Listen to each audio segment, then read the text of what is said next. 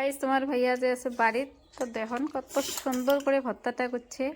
বলেন তো ওটা কি ভর্তা? যদি কেউ খবর পান কমেন্ট বক্সে জানাবেন। সে সুন্দর করে মজাদার করে ভর্তাটা করছে।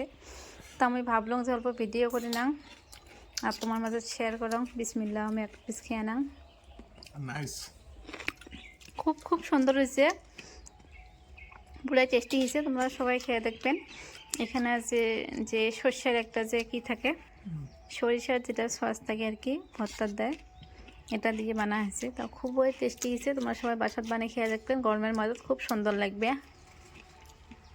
গাইস আসসালামু আলাইকুম। তো গাইস এই যে এত রোদের মাছ দিয়া মুইয়া যে নানি দিছং ধান, তারপরে মুই দিছ এই দিয়ে চৌকাত ভাত তুলি, ভাত হয়েছে আর কি।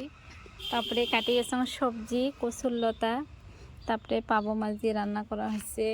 সবজি অলরেডি একটা হয়ে গেছে। তারপরে এটা মাছের শুটকা মানে নেড়া করিম, তারপরে আলু আর মানে কচুর লতা ভাজা করিম।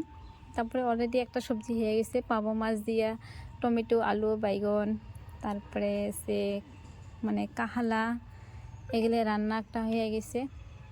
তো তোমার ভাইয়া ভর্তা সর্তা করে খাওয়া অল্প বাহিরত গেছে, বেড়াবার কি দেখবে বাড়িতে আছে। আমি বললাম যে তোমরা অল্প বেড়ে এসো, সেটুক ভোটের অল্প নাচ গান চলছে, অল্প বেড়ে এসো, মনটা ফুর্তি করে এসো। একলা একলা বাড়িতে এখানে বসিয়েছে যে মনে মনে ভাবলাম যে মুই হে কাম করে মোরা তো বসে থাকবে বেকার, অল্প মনটা ফুর্তি করে এসো।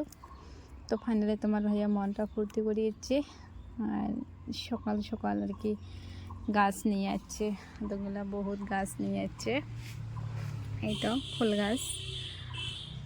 এই তো রান্না বান্না করে খাওয়া দাওয়া হবে আজি।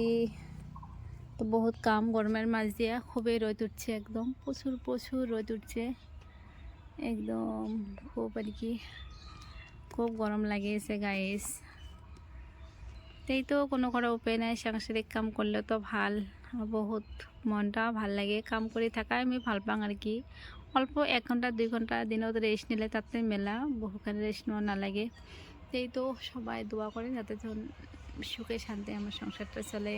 তো কি বাই বাই, আল্লাহ হাফিজ সবাইকে। ভিডিওটা কেমন লাগছে কমেন্ট বক্সে জানাবেন। তো গাইস ধান তো বহুত নাড়ি দেওয়া হয়েছে আর কি, অল্প ধান নয় বহুতগুলো ধান নাড়ি দেওয়া হয়েছে। তোমার ভাইয়া মনে হয় ফোন দিছে।